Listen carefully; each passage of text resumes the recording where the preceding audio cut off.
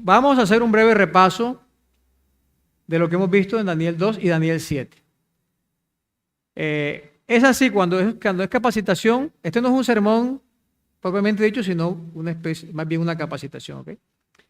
Y cuando se estudian estos temas, la repetición es importante, porque así es que uno va aprendiendo realmente, repitiendo, escuchando, y cada vez el Señor va añadiendo a la comprensión que tenemos de los temas. Ya ustedes deberían ser, la mayoría de los que han estado presentes aquí durante estos temas, manejar bastante bien el tema de Daniel. Esa es la idea. Ahora voy a decir algo muy importante.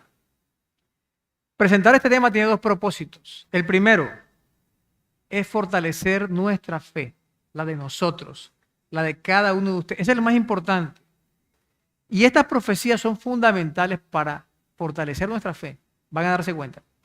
Y el segundo propósito, ya lo dijimos también en otras ocasiones, y es que ustedes puedan enseñarle a otras personas. Realmente uno cuando más aprende es cuando enseña. Muy bien, entonces en Daniel 2, bien sabemos una historia muy conocida, los niños, ¿verdad? El sueño de Nabucodonosor, la gran imagen, terrible, espantosa por su...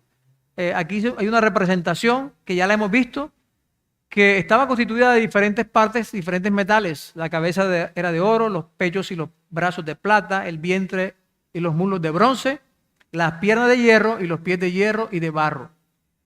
Vimos que la interpretación de ese símbolo es que constituyen unos reinos que se sucederían de forma, hablamos una palabra, se sucederían en la historia, realmente, del tiempo del profeta Daniel, ¿hasta cuándo? Hasta el establecimiento del reino de Dios, el reino de Dios. Ahora, entonces, el primer reino era ¿cuál? Como esto es un repaso, lo estoy haciendo así, el primer reino era Babilonia y estaba representado por la cabeza de oro, ¿verdad? Ahí está Babilonia. Y también dice que Nabucodonosor, o sea, Daniel le dice, tú eres esa cabeza, pero representaba también al reino, ¿verdad? El segundo reino ¿era cuál? ¿Perdón? Hasta ahora no hemos visto cuál reino era. Hasta ahora hemos visto que era simplemente un segundo reino, hasta ahora. Estamos siguiendo un método y es dejando que la Biblia hable. Estamos solamente sacando lo que la Biblia está diciendo. Hasta ahora hemos visto que por nombre solo en Daniel 2 solo se interpreta el primer símbolo, la cabeza, y es Babilonia. El segundo sencillamente es otro reino inferior. Así, y vimos que era ahí están los videos que pueden repasar. Este es un repaso nada más. El tercer reino era el tercer reino, ¿verdad? El siguiente reino que venía, ¿cuál era? ¿Cuál era? No, bronce ya lo pasamos. Bronce es el tercero. Entonces viene el cuarto reino, ¿verdad? Ahí está el cuarto reino, que era representado por las piernas de hierro. Y, a ver, ¿qué simbolizaban los pies de hierro y de barro? ¿Qué simbolizan? ¿Mezcla qué? ¿Quién? ¿Con quién? Ok. Lo que hemos visto hasta ahora es que como el hierro aquí continúa en los pies, quiere decir que este cuarto reino, en algún momento, continúa por supuesto porque es un mismo reino, pero se mezcla con el pueblo de Dios. Eso lo vimos aquí claramente, vimos los versículos cómo son. Entonces, hasta ahora estamos extrayendo de dónde del texto bíblico, ¿ok? No estamos diciendo nada todavía porque vamos a ver la importancia que eso tiene. Entonces, los pies de hierro y de barro simbolizaban el mismo reino, cuarto, pero mezclado con el pueblo de Dios. Miren, hay una cosa muy importante, y es que cuando nosotros estudiamos la Biblia debemos apegarnos al máximo al texto, dejar que el texto hable. Eso es lo que es extraer del texto, eso le llaman exégesis los teólogos. Realmente significa decir solo lo que la Biblia dice.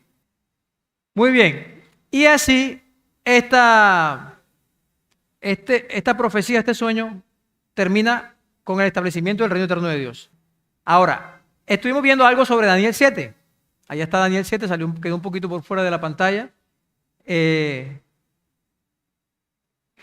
Y leímos Daniel 7 y la vez anterior que estuvimos aquí vimos, digamos, el aspecto fundamental que Daniel 7 aporta. ¿Qué dijimos? Que Daniel 2 es la base de las profecías. Es la estructura profética de base de todas las profecías. ¿Sí? Y vimos ya, vamos a repetirlo aquí solamente, que hay varias razones por las que podemos estar seguros de que Daniel 7 es que paralelo con Daniel 2. O sea, es la misma profecía, solo que presentada de una forma diferente. ¿Cuáles son las razones? La primera, Daniel 2 y 7 corresponden con un sueño y una visión y su interpretación. En Daniel 2 sueña Nabucodonosor, en Daniel 7 sueña Daniel. Segunda razón, Daniel 2 y 7 constan de 5 partes principales. Ahí están las 5 partes, ahorita no vamos a hablar de eso. Número 3, Daniel 2 y 7 son interpretadas como una secuencia de reinos consecutivos. Esta palabra voy a enfatizarla y la he repetido. Es muy importante decirlo, son reinos consecutivos. Quiere decir que uno viene inmediatamente después del otro. El uno es consecuencia del otro. Era un reino que conquistaba por medio de la guerra el otro reino. ¿Ok? Entonces son reinos consecutivos. Esto es muy importante. No solo son sucesivos, sino que no hay espacio entre el uno y otro, sino es consecutivo. Ese término es importante. Número 4. Existe una correspondencia precisa y enfática en el cuarto reino. En ambos capítulos, la revelación se concentra en el cuarto poder. Hay una descripción más amplia de detalle de sus características, tanto físicas como en su comportamiento. Esto es algo clave. Y número 5, Daniel 2 y 7 concluyen ambos con el establecimiento del reino de Dios. Lo que esto nos indica es que ambas visiones son ¿qué? Paralelas. No decimos que son paralelas porque se nos ocurrió, porque sí. Recordemos que vimos incluso en la vez pasada que hay unos paralelos textuales. Por ejemplo, en el cuarto poder, en ambos capítulos, se usan palabras similares. Es un poder fuerte, es un poder que destruye, es de hierro, tienen hierro ambos. Entonces son paralelos textuales de la Biblia. No es que uno se los inventa, no es subjetivo, está en el texto bíblico. Ahora bien, la mayor parte de los estudiosos de la Biblia en el mundo y a través de la historia coinciden en que Daniel 2 y 7 son paralelos. ¿Ok? Ahorita vamos a ver hasta dónde. Entonces son visiones paralelas. Realmente lo que hace las visiones posteriores a Daniel, que son paralelas, es como una capa que aporta información que no tienen las otras. En Daniel 7 entonces aparecen 4 animales. El primero es un león con alas, el segundo es un oso que está más levantado de un lado del otro. El tercero es un leopardo con 4 cabezas y 4 alas. El cuarto es un animal terrible que parece un dragón. Y aparece también un cuerno pequeño. Aquí están los paralelos. Entonces el león se corresponde con Babilonia, ¿verdad? Hay suficiente información sobre esto. Si usted busca Babilonia en Google, búsquelo y le van a aparecer imágenes en cantidad de leones alados, incluso en las paredes, en las ruinas de esa ciudad. Hay mucha correspondencia histórica para decir que son el mismo, el león con la cabeza, que es Babilonia. Por eso es importante leer el texto bíblico. Usted debe leer Daniel capítulo 7 para que sepa que esto es así. Muy bien. Esto es solo un repaso. Pero vimos en Daniel 7 algo que no se ve en Daniel 2. Daniel 7 tiene una cosa que no tiene Daniel 2. ¿Y qué es?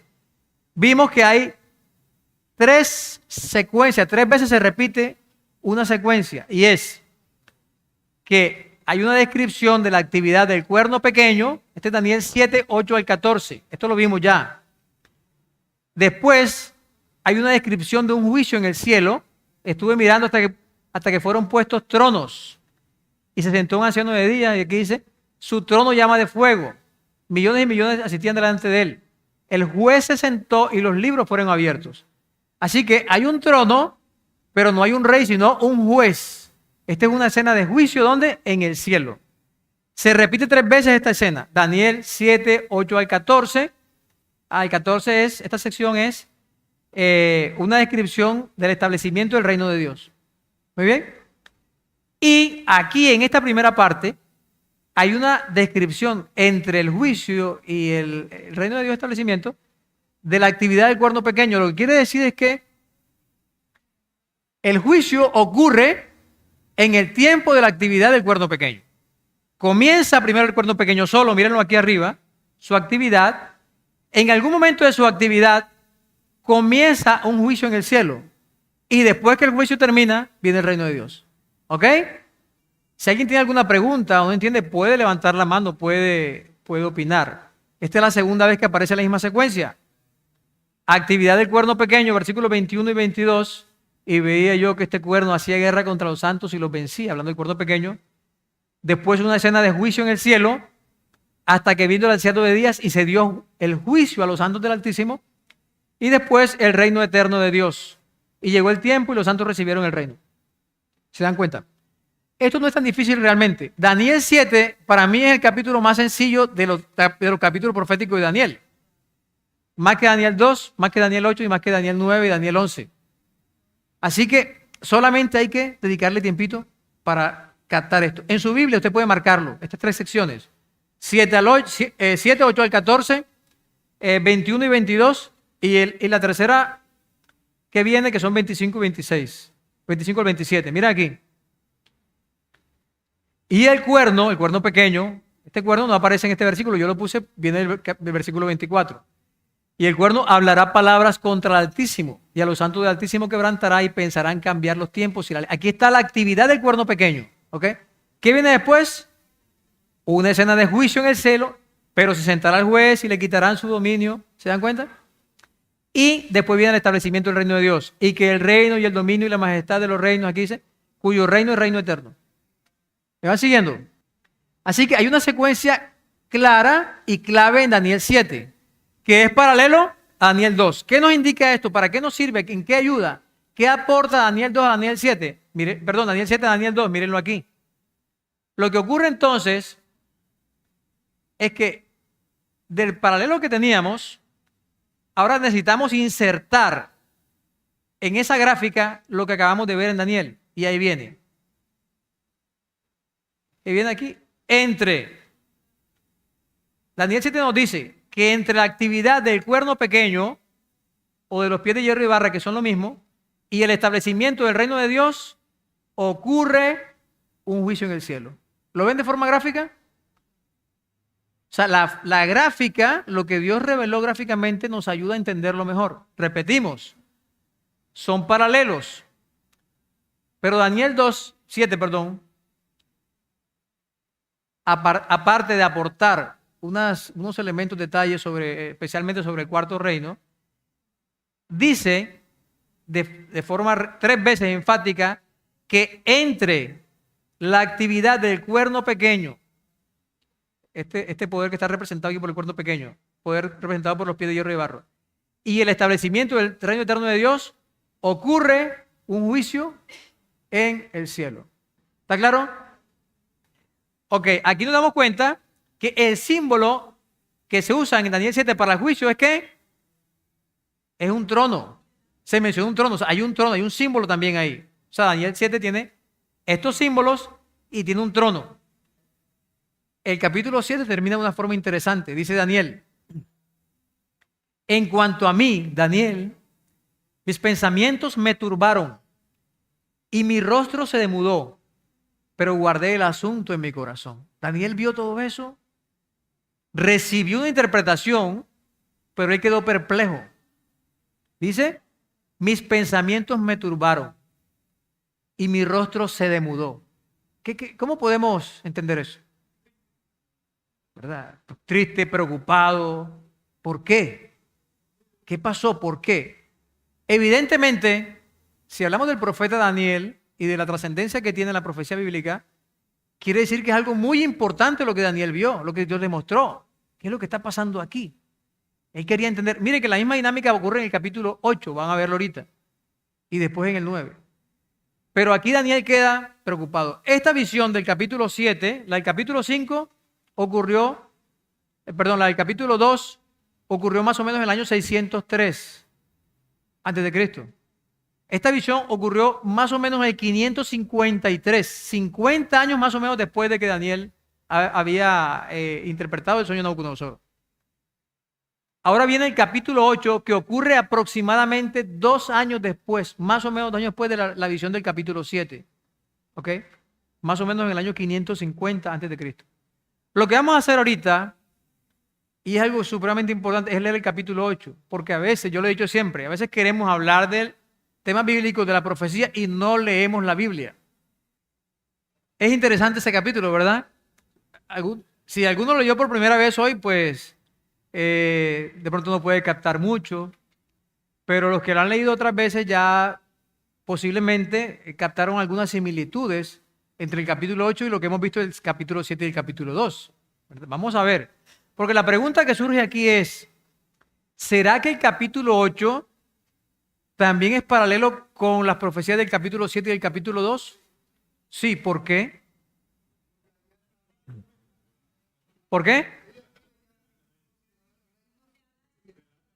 Habla de reino. O sea, en primera instancia, cuando lee, parece dar la impresión, ¿verdad? Ahora tenemos que buscar la manera de estar seguros de que es así. Si ese es el punto importante ahora. Sí, estar seguros si es un capítulo paralelo o no, porque esto es muy importante, como se van a dar cuenta ahorita. Así que por eso colocamos ahorita estos 3 símbolos que aparecen en el capítulo 8, los colocamos así como en desorden para ver dónde van.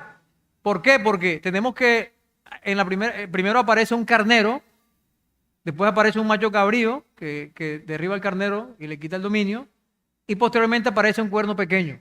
¿Okay? De esos 3, el cuerno pequeño lo hemos escuchado en el capítulo 7, ¿verdad? Pero los otros 2 animales no. ¿Por qué? ¿Por qué usan estos animales en este caso? Ahora, ¿dónde iría el carnero? A ver, ¿dónde iría el carnero? En el primer reino, el segundo, el tercero, el cuarto. Pero vamos a ver cómo la Biblia nos ayuda a ubicar ese símbolo. O sea, ¿dónde la Biblia lo ubica? No es que yo voy a decir lo que ya sé, sino vamos a permitir para ver si realmente lo que sé es lo que la Biblia dice. En el versículo 20, el intérprete le dice a Daniel la interpretación del símbolo del macho, del carnero. Y dice que son los reyes de Media y de Persia. Ahora, ¿por qué sabemos que los reyes de Persia van después de Babilonia? ¿Por qué? ¿Por qué? No, porque sabemos por la historia. Nosotros hemos estado viendo que hay un principio en Daniel que es el historicismo. Y es que la profecía se desarrolla en la historia. Y que la historia es el cumplimiento de la profecía. Bíblicamente, la filosofía de la historia bíblica es que la historia es el cumplimiento de la profecía. Pero voy a decirles algo. Este principio es tan sólido en la Biblia que aunque la historia nos dice que el siguiente reino de Babilonia fue Medo-Persia, el mismo libro de Daniel también lo dice. Así que vamos a verlo. Bueno, la primera coincidencia, primero hay una coincidencia y es que dice que este carnero tiene un cuerno más alto que el otro. ¿Dónde vimos eso en Daniel capítulo 7? Hay un oso que tiene un lado más alto que el otro. Hay una similitud. Pero el Señor, previendo o queriendo dar un fundamento suficientemente sólido, hizo algo mucho más allá. Además de la historia, miren y de que el versículo 20 dice que el carnero representa a los reyes de Medo-Persia, de Media y de Persia. Para saber dónde ubicarlo bíblicamente, miren esto. Daniel capítulo 5 narra la caída de Babilonia y el reino que lo sucedió. O sea, en el mismo libro de Daniel se dice qué lugar deben ocupar los medios y los persas. Dice, hablando de Belsasar, el rey que estaba cuando cayó Babilonia, el altísimo Dios, oh rey, está hablando Daniel a Belsasar, dio a Nabucodonosor tu padre el reino, y tú, su hijo Belsasar, no has humillado tu corazón sabiendo todo esto. tu reino, Babilonia, ha sido roto y dado a los medos y a los persas. O sea, el mismo Daniel dice que los medos y los persas, que corresponden con el carnero, vendrían después de Babilonia. O sea, el historicismo tiene un fundamento bíblico sólido. Ya la historia dice que fueron los medos y los persas, pero la Biblia también lo estaba diciendo. O sea, esto es muy importante porque en Daniel el historicismo está bien, ¿cómo sería la palabra ahí? Confirmado. ¿Sí?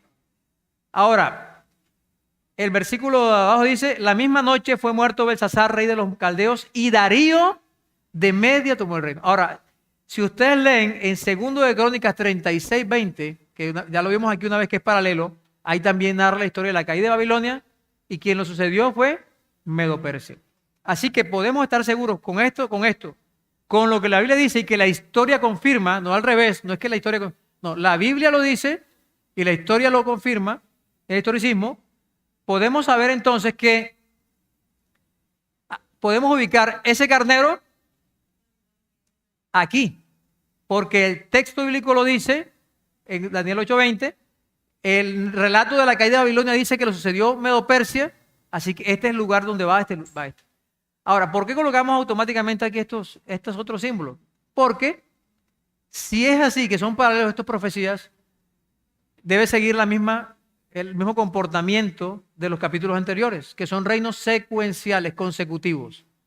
Así que, por lo tanto, el macho cabrío debe simbolizar también un poder que vendría después de este, consecutivamente. Vamos a ver. Entonces, ¿cómo sabemos esto? Bueno, ya ustedes lo leyeron ahorita. El mismo capítulo 8, el versículo 21 lo dice. El intérprete, el macho cabrío es el rey de Grecia. Después dice que que tiene un solo cuerno, ¿no? Cuerno grande, que ese cuerno representa al rey primero, que era Alejandro Magno. Ahora, algo interesante aquí. Miren, esto es muy importante que ustedes lo sepan. Aunque la Biblia confirma el historicismo, en este caso no hay una narración bíblica como la anterior que diga que Grecia conquistó a Medo-Persia.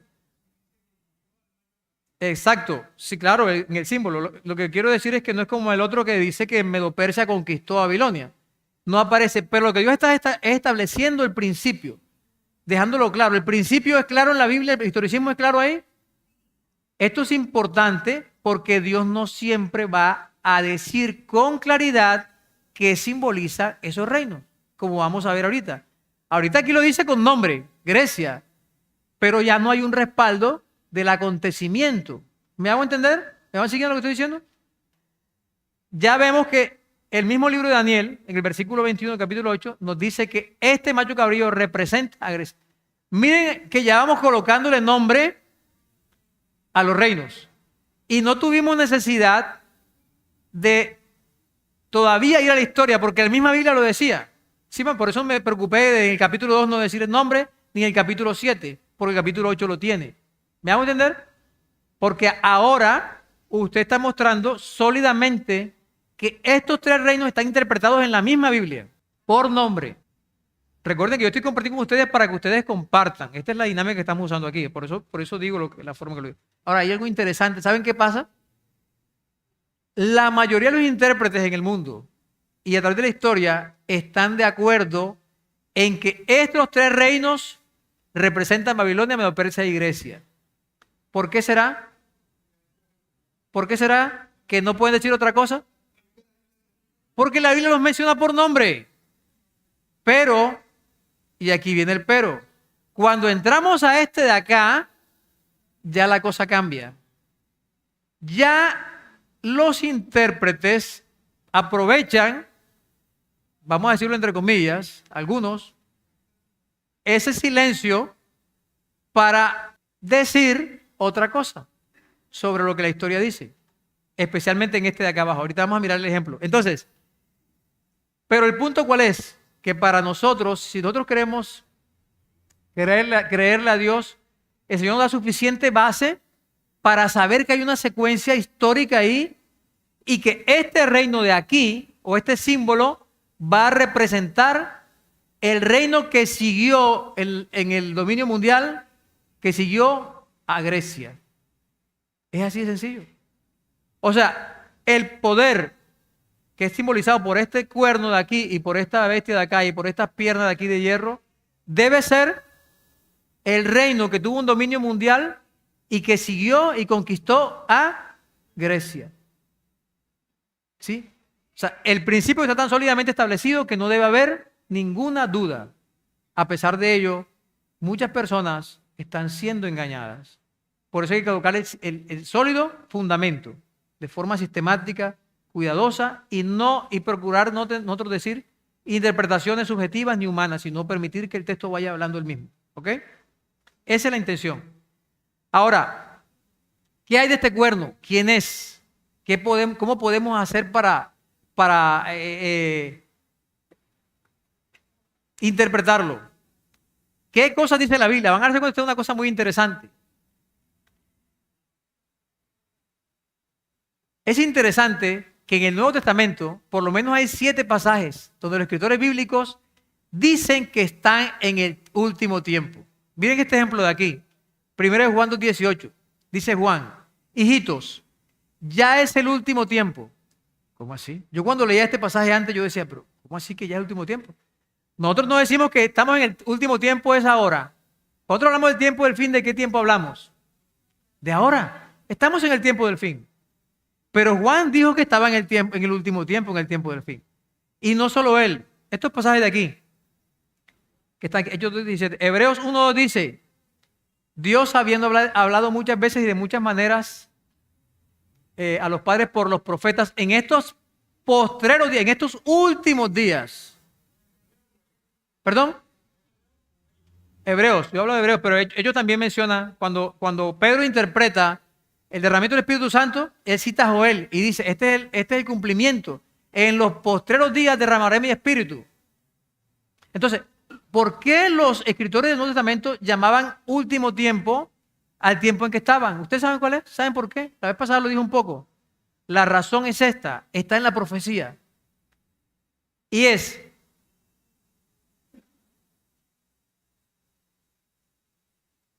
¿pasó? Ok, ya. Y es que en la profecía, ¿cuántos periodos de tiempo tiene estas visiones, estos sueños de Daniel y de Daniel? Esos 3 capítulos. Por lo menos Daniel 2 y Daniel 7. ¿Cuántos periodos, cuántos reinos son? 1, 2, 3 y 4, terrenalmente hablando. ¿Cuál es el último tiempo de esos 4? Este de aquí. O sea, a esto es lo que la Biblia le llama al Nuevo Testamento los postreros días. Desde aquí, ¿hasta cuándo? Hasta que Jesús venga. Nosotros estamos en el último tiempo, pero este último tiempo comenzó cuando este reino de aquí comenzó a reinar. O sea, los postreros días, bíblicamente hablando, esa terminología, comenzaron cuando comenzó el dominio del último reino. Estos son los postreros días, los últimos días. ¿Por qué? Porque inmediatamente después de este reino es que viene el reino de Dios. ¿O hay algún otro tiempo aquí entre este y este? ¿Sí me están siguiendo? Entonces, ¿esto para qué nos sirve? ¿Para qué nos sirve, ustedes creen, para interpretar qué simboliza este cuerno? ¿Para qué nos sirve lo que estoy diciendo?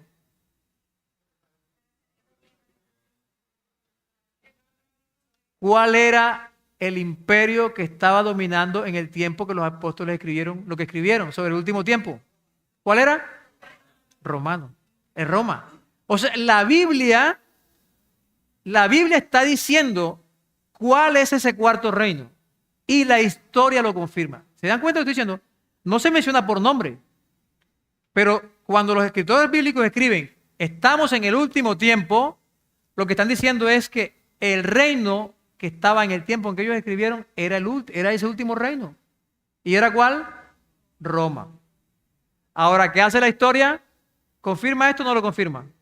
La historia confirma que Roma fue la nación, el imperio que conquistó, le quitó el poder a Grecia y siguió en el poderío mundial. Van siguiendo, pero mira lo que yo he hecho aquí que es muy importante.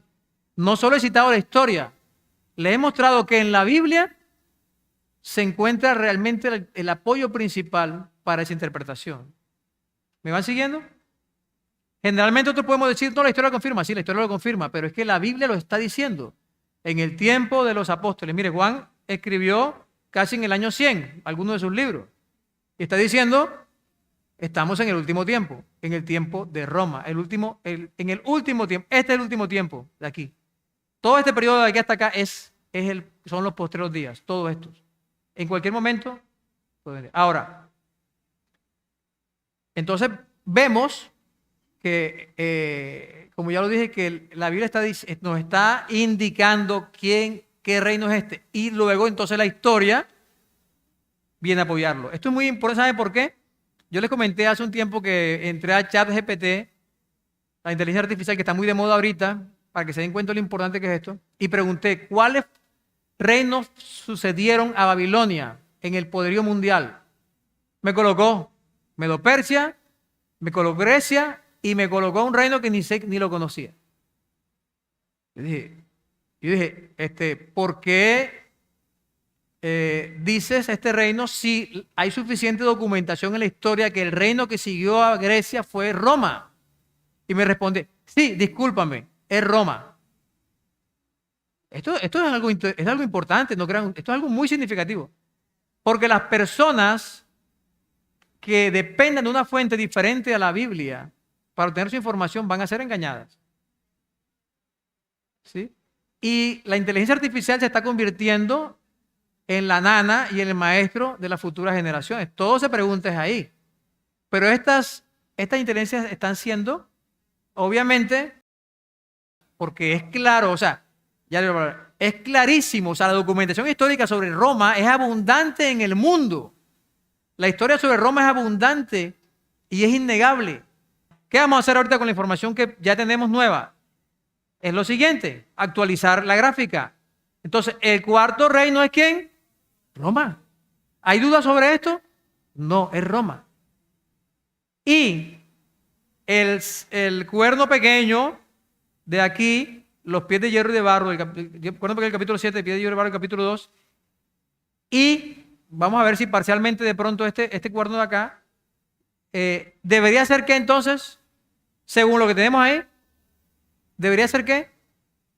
O sea, este símbolo de acá abajo, ¿qué poder debería ser? ¿Qué reino debería ser aquí? ¿Qué imperio? ¿Ya con nombre? ¿Ya con nombre? ¿Roma qué? Por lo pronto, ¿qué? Roma mezclada con el pueblo de Dios. Por lo pronto.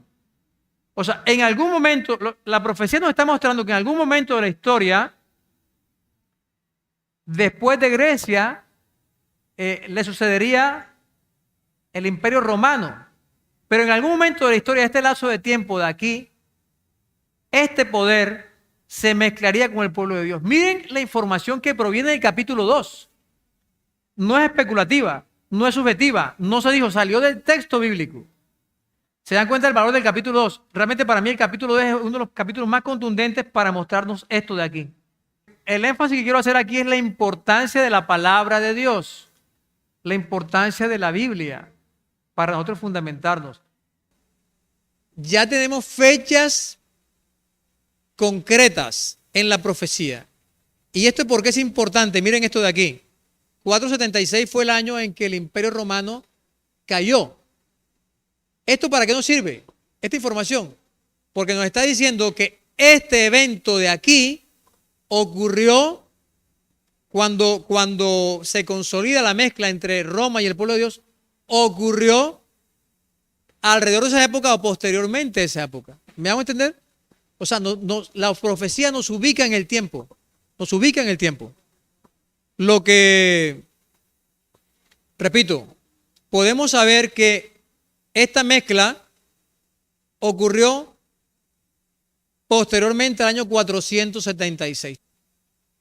Ahora miren lo que viene, porque vamos a ver el aporte de Daniel, del capítulo 8 de Daniel, uno de los aportes del capítulo 8 de Daniel a esta secuencia profética que hemos estado viendo. Y aquí quiero mostrarles primero, vaya por favor, que hay un paralelo interesante entre el capítulo 2 de Daniel y el capítulo 8. Realmente los pasajes son paralelos, las profecías son paralelas, pero tienen diferentes, ¿cómo es la palabra? Elementos que se relacionan. En el capítulo 2 y 7, quiero mostrarle tres detalles por lo menos. Primero, en que en la profecía de Daniel 2 hay una relación con el santuario. ¿Quién se acuerda? ¿De qué forma se relaciona Daniel 2 con el santuario? Los metales. Vimos que los metales son los que se usan en el santuario y esto tiene un simbolismo, ¿se acuerdan? Cuando dice el reino es inferior, quiere decir que es un reino que se separa de los principios del cielo. El oro simbolizaba en el santuario lo que está en el tabernáculo, santísimo y santo. Y la plata, también la plata, pero el bronce es lo que está en la tierra, lo que estaba aquí, en el atrio. Y el hierro, ¿se acuerdan? Con el hierro se puso la clavazón de las puertas, la clavazón de las puertas del templo. O sea, el hierro estaba por debajo. Lo que indica que estos reinos van descendiendo con relación a su relación con Dios. Esto lo vimos aquí, lo vimos bien. Y este reino final funciona con los principios del reino del abismo, debajo de la tierra. Esto es profundo. El reino cuarto funciona con los principios del reino del abismo, con el reino de Satanás. Ahora, ¿cómo se relaciona Daniel 8 con el santuario? A ver, los animales, el carnero y el macho cabrío eran utilizados en el sistema sacrificial, mayormente juntos el día de la expiación y también en la dedicación del templo. ¿Okay? Escuchen bien, esto es muy importante. Pero uno se pregunta, bueno, ¿y qué relación tiene el cuerno pequeño con el santuario? ¿Cómo se relaciona el cuerno pequeño con el santuario? ¿Cambia la ley? Ok. ¿Qué más? Tiene una relación que el mismo texto indica, pero vamos a ver algo que también ya vimos. ¿Se acuerdan de esa gráfica que les mostré? Esta gráfica es el contexto del libro de Daniel. El contexto histórico. Vemos aquí que aquí está cuando comenzó la monarquía con Saúl, después le siguió David, después le siguió Salomón. Aquí el reino estaba unificado. Pero a partir de aquí, con el hijo de Salomón, Roboam, el reino Israel se dividió en dos ramas. Lo que se conoce como el reino del norte, Israel, y el reino del sur, Judá. Israel llegó hasta el año 722 porque fue conquistada por los asirios y fue esparcida. Ahora, ¿qué tiene que ver esto? ¿Cómo nos ayuda esto a entender lo que estamos estudiando en Daniel? Miren lo siguiente. Vimos, esto que está aquí es el periodo de las 70 semanas de Daniel. Aquí es donde 605, donde es conquistada Jerusalén, llevada al primer cautiverio, y en el 586 destruido el santuario y destruido Jerusalén. Pero hay una dinámica aquí. Primero, vimos también que este reino del norte, todos los reyes fueron malos. ¿Por qué? Porque ellos inventaron un sistema de santuario alterno. Jeroboam, que fue el primer rey, él estableció un sistema, lo leímos la vez pasada, sistema de santuario alterno, incluso con imágenes.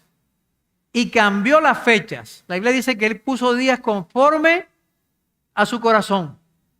Esto es interesante.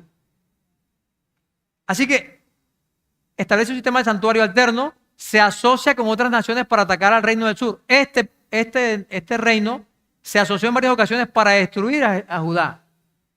Y número 3, este reino se termina convirtiendo en un híbrido, en una mezcla entre paganismo y cristianismo. ¿Por qué? Porque Asiria tomó a los israelitas que estaban en el 722, se los llevó y estaban en Samaria, su capital era Samaria, se los llevó hacia Asiria y trajo gente de otras naciones y las metió en Samaria. Entonces eso se convirtió en una mezcla. Esta parte del pueblo de Dios se convirtió en una mezcla, en un híbrido. Por eso usted lee la historia de eso y dice que adoraban imágenes, pero también hablan de santuario. Vimos también esto en el reino del sur, y esto es bien interesante. Acá el santuario fue completamente menospreciado, fue cambiado por su propio santuario. Pero aquí, en esta sucesión de reyes buenos y malos, los rojos son los malos, los verdes son los buenos, los naranjados son medio, y aquí tenemos a Atalía, que fue una usurpación. Este más o menos fue el comportamiento del santuario. Cuando venía un rey, dependiendo de lo que hacía con el santuario era levantado o era tirado por tierra, vamos a decirlo así, ¿verdad? Aquí, por ejemplo, lo que está en rojo, el santuario es echado por tierra, llega a otro, Abías, después llega Asa, levanta, pero el mismo Asa, ¿qué era lo que hacían? Ponían imágenes, cerraban a veces el santuario, sacaban los tesoros, los lugares altos no los quitaban. El asunto es que esta historia era la historia de cómo los reyes, escucha aquí, cómo estos reyes menospreciaron el santuario, aquí cómo los reyes menospreciaban el santuario, pero se levantaba un rey que lo levantaba el santuario. Este es el contexto de Daniel. Miren esto, en el 605 Jerusalén es tomada, llevada cautiva y el templo destruido.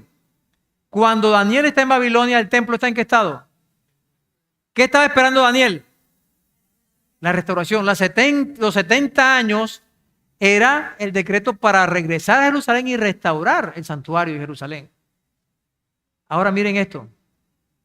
Realmente, estos reyes de aquí, y en cierta forma los reyes malos de Judá, prefiguraban al cuerno pequeño. Prefiguraban lo que él haría en el futuro. ¿Qué hace el cuerno pequeño? ¿No ataca el santuario? ¿Lo tira por tierra? ¿Tira por tierra la verdad? Se van dando cuenta de la conexión que existe. O sea, el eje temático de Daniel es el santuario. Persigue a los santos, todo lo demás. Y entonces uno se pregunta, bueno, ¿qué está esperando? ¿Qué es lo que está Daniel esperando? A ver, ¿cuál es la dinámica aquí? Los reyes tiraban por tierra el santuario y se levantaba un rey y lo levantaba. Si el santuario aquí está en tierra, ¿qué está esperando Daniel? La restauración, pero ¿quién lo va a restaurar? Él está esperando un rey. ¿Quién más iba a restaurar el santuario? Según la dinámica esta. Un rey que levantara el santuario, que lo restaurara. ¿Perdón? Pero el punto es este. Si este reino y estos reyes malos prefiguraban el cuerno pequeño, estos reyes de aquí, ¿a quién prefiguraban? Los reyes buenos, ¿a quién prefiguraban? A Jesús. Los reyes, vimos la vez pasada, yo leí un texto bíblico ahí, los reyes de Israel prefiguraban a Jesús. Ellos se sentaban en el trono de Dios, dice el texto bíblico. Así que ellos tenían que esperar que un rey viniera. En este caso fue Ciro, por eso se le dice a Ciro mi ungido. Ciro fue una figura de Jesús. Pero en esencia, proféticamente hablando, estos reinos y estos reyes representaban al cuerno pequeño y estos reyes prefiguraban a Jesús. Y Daniel estaba esperando que viniera ese rey que restaurara el santuario. Ahora miren esto. Ya vamos a terminar. Vamos a Daniel 8, los versículos 9 al 14 y miren cómo dice. Solamente una parte. Quita algunas partes. Y de uno de ellos salió un cuerno pequeño y se engrandeció hasta el ejército del cielo y parte del ejército de las estrellas echó por tierra y las pisoteó. Aún se engrandeció contra el príncipe de los ejércitos. En este caso es Jesús, ¿verdad? Y por él fue quitado el continuo sacrificio. El continuo era lo que se hacía en el santuario, continuamente, animales y otras cosas más. Y el lugar de su santuario fue echado por tierra. Lo que está haciendo el cuerno pequeño, proféticamente hablando, era lo que hacían los reyes en Israel. ¿Se dan cuenta de la conexión? Hay una conexión profunda entre ese contexto histórico de Daniel y lo que se revela en Daniel. Y es ahí donde Dios da la profecía. Y entonces dice, ¿hasta cuándo durará la visión del continuo sacrificio? El ángel pregunta, bueno, ¿hasta cuándo va a durar este asunto de que estén pisoteando el santuario? De que estén, este cuerno pequeño, ¿el cuerno pequeño era un rey o no era un rey? Un rey o un reino, el cuerno era un rey. Un rey en la Biblia, un cuerno es un rey principalmente, que también por extensión es un reino, pero principalmente es un rey. ¿Verdad? Así que el cuerno pequeño es un rey. Y entonces dice, ¿hasta cuándo? Y él le dijo, hasta 2300 tardes y mañana y luego el santuario será purificado. Está diciendo, ese santuario que fue echado por tierra por ese rey que era prefigurado por los reyes del norte y los reyes malos, va a ser levantado ahora por ¿quién? Va a ser purificado también por otro rey. ¿Y qué rey sería? Jesús. ¿Se dan cuenta cómo encaja la profecía? ¿Cómo entra la profecía ahí? Por eso el capítulo 9 de Daniel habla del Mesías príncipe y habla en esos términos mesiánicos, porque es ese rey mesiánico, el Mesías verdadero, el que viene a restaurar el santuario que fue tirado por tierra. Ahora, vamos a actualizar la gráfica y nos vamos ya a un texto final. Lo que hace entonces Daniel capítulo 8 es decir que después de la actividad de este cuerno pequeño, ¿qué vendría? La justificación del santuario. O sea, en Daniel 7 vimos que había, ¿se acuerdan? Actividad del cuerno pequeño, juicio en el cielo, reino de Dios. En Daniel 8 no aparece el reino de Dios, pero tampoco aparece el primer reino. Hace Dios ¿cómo es? Le da simetría, vamos a decirlo así. Pero lo que viene después del cuerno pequeño es la justificación del santuario. ¿Qué quiere decir eso?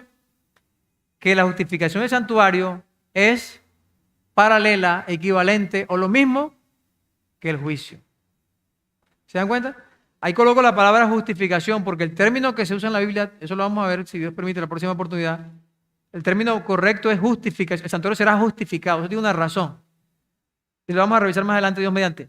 Pero aquí lo que estamos viendo es que Daniel 8 está diciendo, Daniel 7 nos dice que va a haber un juicio, que habría un juicio en el cielo, en un tiempo posterior al 476 y antes de que Jesús regresara.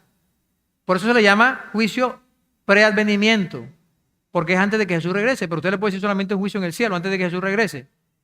Daniel 7 nos dice esto, pero Daniel 8 nos dice la forma en que se realizaría ese juicio. Escuchen bien, Daniel 7 dice que habría un juicio en el cielo, pero Daniel 8 dice la forma en que se llevaría ese juicio. O sea, la manera en que se desarrolla el juicio tiene que ver con la justificación del santuario. Y ya vimos que tiene sentido porque toda la actividad de este cuerno es atacar al santuario. Termino con esto. Creo que es el último texto, sí. Apocalipsis 14, 6 y 7.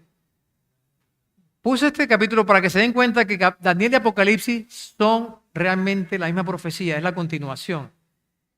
En el capítulo 14, un texto muy conocido por nosotros, dice, vi volar por en medio del cielo a otro ángel que tenía el evangelio eterno para predicarlo a los moradores de la tierra, a toda nación, tribu, lengua y pueblo, diciendo a gran voz, temed a Dios y dadle gloria, porque la hora de su juicio ha llegado. Si usted lee el capítulo 13 de Apocalipsis, ¿qué va a encontrar? La actividad de una bestia que habla contra el ejército del cielo, habla contra Dios, habla contra el santuario. La misma secuencia, solo que más detallada. Luego de la actividad de ese cuerno, de esa bestia, que en este caso representa el cuerno pequeño, aquí arriba podremos decir el capítulo 13, viene el juicio, la misma secuencia. Y después, si usted lee aquí Apocalipsis 14, más adelante, el versículo 9 en adelante creo, no, 16 no me acuerdo ahorita, ¿qué es lo que ocurre? Viene Jesús, uno semejante al Hijo del Hombre, en las nubes de los cielos. ¿Está en la misma secuencia? Cuerno pequeño, actividad de cuerno pequeño, juicio en el cielo, que está aquí, y el establecimiento del reino de Dios cuando Jesús viene. ¿Se dan cuenta lo que está pasando aquí? Ahora, lo que ocurre es que Apocalipsis entra en detalles más específicos. Así que Daniel nos coloca la base, 2, 7, 8, 9. Vamos a ver, el 9 es un capítulo supremamente importante. Si Dios lo permite, en la próxima ocasión vamos a entrar un poco sobre el juicio, ya este asunto de la justificación del santuario y mirar lo de las fechas y mirar las objeciones que hay a esto, ¿verdad? Pero por lo pronto, ¿qué les quiero sugerir a ustedes? Que tomen más en serio esto que estamos haciendo, ¿sí? Esto que hemos visto, procuren estudiarlo, procuren comprenderlo, porque ¿cuál es el mensaje más importante? Miren una cosa, ¿cuál es el mensaje central de Daniel al fin y al cabo? ¿Cuál es? No, ese no es. ¿Cuál es? El juicio. O sea, el juicio, porque en Daniel, en Apocalipsis, este juicio precede la venida de Jesús. Lo que quiere decir es que el mensaje del juicio es el que madura la cosecha. Lea Apocalipsis 14, que es un lenguaje de cosecha ahí. esto madura la cosecha. Las personas van a ser salvas o no con relación a este juicio. Y si leemos Apocalipsis, los versículos que vienen aquí después del 7, acuérdense que ahí habla quien recibe la marca de la bestia. La advertencia a la que de Babilonia está en función, o sea, el juicio es un juicio salvífico, un juicio donde la gente tiene que conocerlo para poder librarse de la marca de la bestia y de recibir las plagas. Por lo tanto, el mensaje más importante para el mundo es el mensaje del juicio. Cuando Jesús venga, va a recibir a los que hayan recibido el mensaje del juicio y lo hayan aceptado. Y los que no van a ser engañados. Esto es lo que la Biblia está mostrando.